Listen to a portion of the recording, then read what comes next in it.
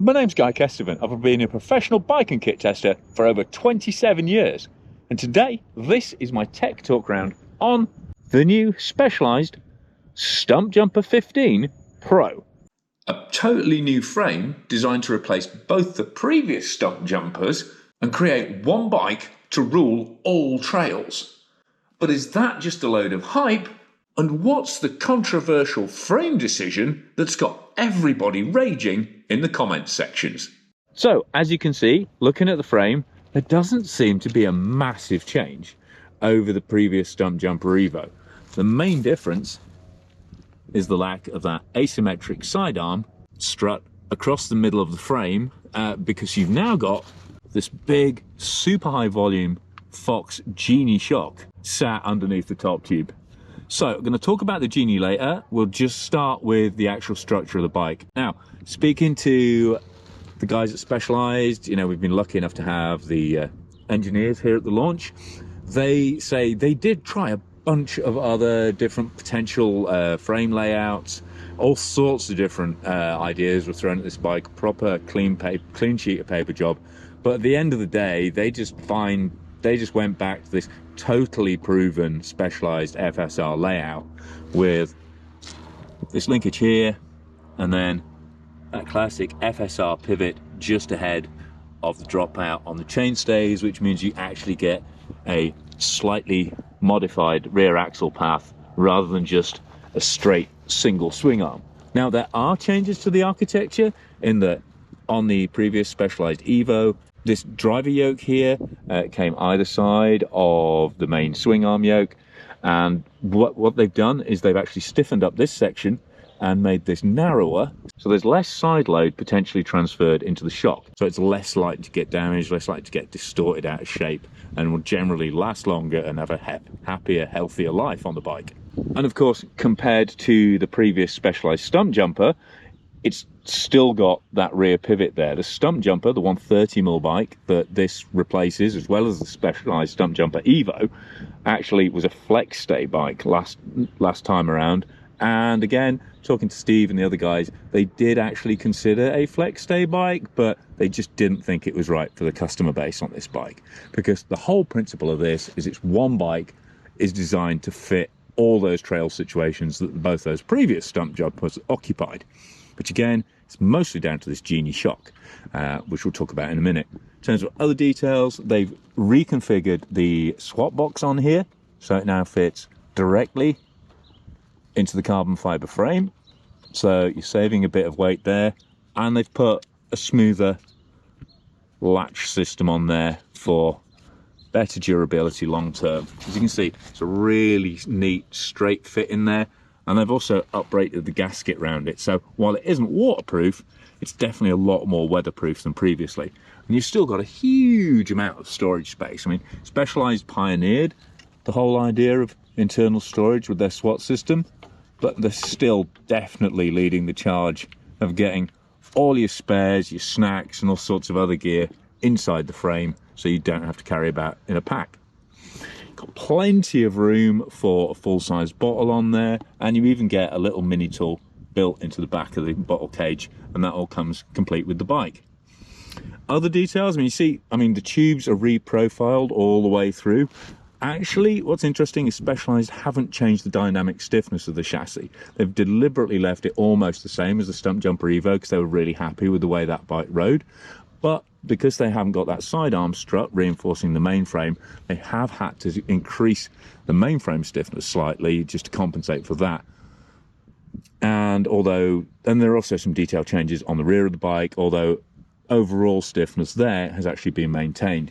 You've got nice thick chain protector there. You've got this little pish flap over the back of the main pivot, stop foreign objects getting down there and kind of getting rock crushed into the back of the frame. You've got a 200mm rotor rear mount as standard there, and then you can see that they've reprofiled some of the tubing up the front as well. Still going with a nice simple insert into and it's fully trunked all the way through the frame. But the really radically controversial thing is that there are no ports in the frame for any sort of cabled shifting. This is a wireless specific frame, so you're only going to be able to use a SRAM axis derailleur system, and that's something nobody has dared to do before on a mainstream production bike.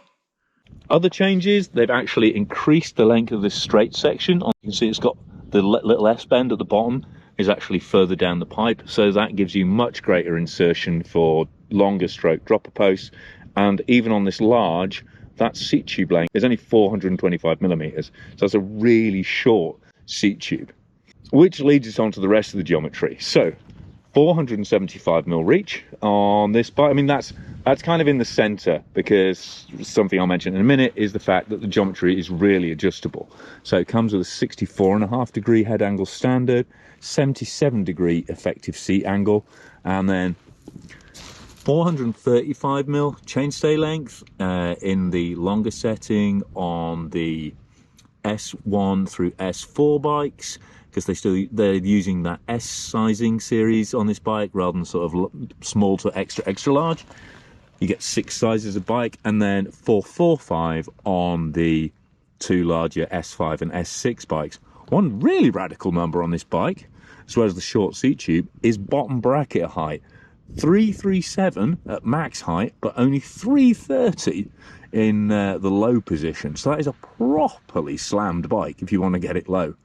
Plus, you've got huge amounts of geometry adjust. You've got a little ride height adjust on the back of the shock there, a little eccentric there. Then you've got the major adjustment at the head tube, which is basically an asymmetric seat for the headset cups. And you can have that plus or minus 1 degree. So the steepest head angle you can go to, if you use that headset cup and you make the adjustments at the rear, 65.5, but it'll go as slack as 63 degrees if you want it. So proper downhill bike territory. And then, as I say, down on the chainstay here, you've got short or long options, but because it's slightly diagonally offset as well, that keeps the actual ride height the same. And in terms of the all-important suspension travel numbers, this bike brackets the Stumpjumper Evo and the standard Stumpjumper. So standard Stumpjumper was 130, Evo was 150. This bike has 145 mil of rear travel, and then up front you've got 150 mil travel Fox 36 fork. However, the real cleverness of this bike is all hidden in this super fat chamber on the Fox Genie shock, because this extra volume can doesn't just add extra volume throughout the stroke, it only adds it for the first 70% of the stroke. So underneath you've got a conventional float shock, but for the first 70% of the travel you've got this much larger positive spring on there. So what happens is you've got loads of smooth, low progression air spring action all the way to 30% from bottom out, and then as things start to get really heavy, the internal valve slides past the cutoff point for the Genie can, basically shuts down the extra large volume, transfers to a much smaller volume, and that's when the progressivity really ramps up on this shock. The idea is, the reason it's called Genie is because it gives you 3 wishes. It gives you that better bottom out support than the conventional air spring, but with coil-like control from that smooth, fatter midsection, and then the ability to really tune the mid-stroke by filling that can with up to 4 spacers to really add some pop into the system. And that spacer change is super simple. I've done it like 5 times today. It's a case all you do, slide, depressure the shock, slide the can up, pop that little split ring off there, slide the can off, and then 2-piece clip-on rings fitted inside. You can have from 0 to 4, and that makes a real difference to how the shock rides. I mean, obviously the best way to find this out is to watch the live ride reviews that goes with this tech talk around. But basically, with 0 spacers in, you've got a very plush fluid feel, very coil-like, in fact, very linear, loads of traction. Specialized actually say, in terms of downhill, when they've put 2 speed sensors on each wheel, they found that there's 57% better traction in terms of both wheels staying connected to the ground, but also increased high-speed bump management, reduced amounts of bottom out, because the shock is actually using more travel for a given bump size, even compared to the Specialized Evo, which has a piggyback shock on. This is using 100 mil of travel, exactly the same as the Enduro, whereas that Float X shock on the Evo is only using 87 mil of travel. And on the trail, it really does feel super impressive. It's actually over 100 grams lighter than an external reservoir shock, and you've still got all the same adjustments on there in terms of rebound, low speed compression in the open position. And while Specialized did do testing and they found that it did heat up more than an external reservoir shock, they found that actually didn't affect the performance at all within the parameters they were looking for on this bike.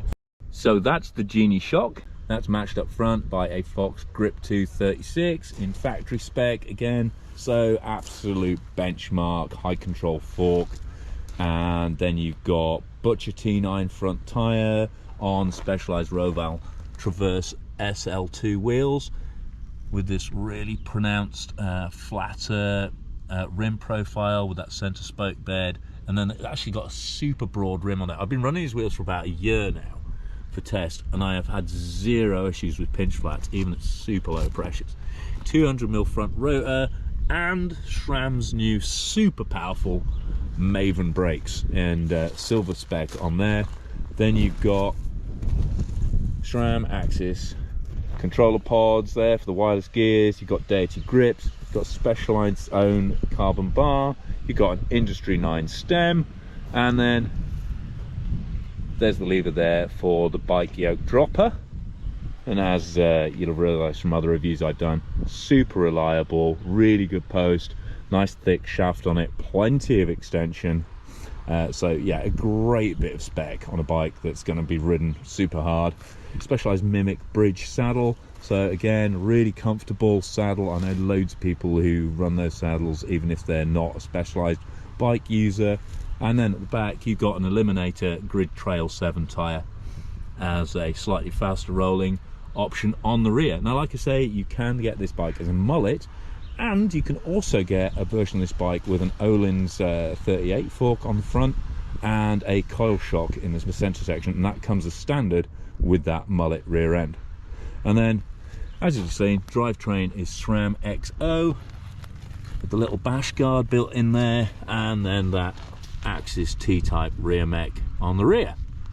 So it's a bit of a mixed bag spec really, because those grid trail tires are relatively light, the wheels are certainly light, and you know, XO, but then you've got that XO chain step with the bash guard on, and you've got these really big SRAM brakes on the back. I mean, that's a 200mm rotor there, and you're not going to be able to fit anything smaller. You know, those post mounts are set up for 200mm. And while this is the Pro, it also uses the same Fact 11M carbon as the S-Works version. The only difference is that on the S-Works version, that alloy linkage here is made out of carbon fiber, and it's a fully hollow bladder molded piece of carbon fiber as well. So that saves around 90 grams in terms of the frame set. But what's interesting is that even though they've lost the sidearm and they've had to beef up the walls on this bike because of the changes with the SWAT box, frame weight is around 300 grams heavier than the Stumpjumper, the 130mm bike, but pretty much identical to the previous Stumpjumper Evo. So while you're not getting a lighter frame, you are getting a frame that's a lot more adjustable in terms of shock action. And it's really interesting the way that Specialized have actually used this new shock tech to get more out of to effectively get more out of less travel, because we are seeing this trend now of other bikes taking their, while it was the case that they just seem to be getting longer and longer and longer, that ground now seems to be covered more and more by e-bikes. Those customers want power if they're just going to do uplift laps. So having less travel means that there's less kind of sag and bounce and wallow in the bike, and just gives it a tauter overall feel. Like I say, even though the anti-squat is down compared, and the shock movement is up in theory compared to the Stumpjumper Evo as is, this bike actually feels tighter and more aggressive under power than that Evo did. I mean, superb bike, you know, that's an award winner for a reason. But this new bike, I really enjoyed hammering it and hustling it on the trails. And impressive thing is, overall weight for this bike, only 14.16 kilos.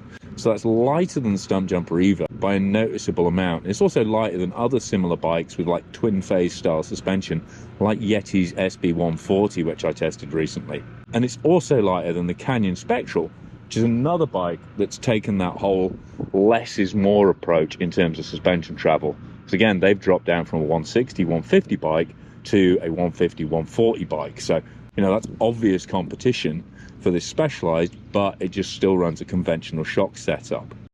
And if you're wondering why this is Stumpjumper 15, that's because Specialized have produced 15 different Stumpjumper models since they introduced the bike in 1981. So that leaves me only one thing to talk about, which is this paint finish. Now, as you can see, it's this lovely British racing green. I don't know what Specialized are going to call it, but I call that British racing green. And it's got this really interesting kind of textured raindrop finish on it. Be interesting to see if I mean, chatting to some of the guys, they may not be doing that on the production bikes, because as you can see, if you put Invisiframe over it or a similar protection film, you do get a bit of a weird finish because those raised studs on it. So it might be going to a similar look, but with a flush final finish. But I have to say, when the light strikes on this, it looks, I really like it. I kind of like the rainforest vibe of it, but you know, beauty is in the eye of the beholder. I said, I just kind of wanted to call it out so you know I hadn't just been like dribbling energy gel or sealant all over the bike. That's a deliberate aesthetic move by Specialized.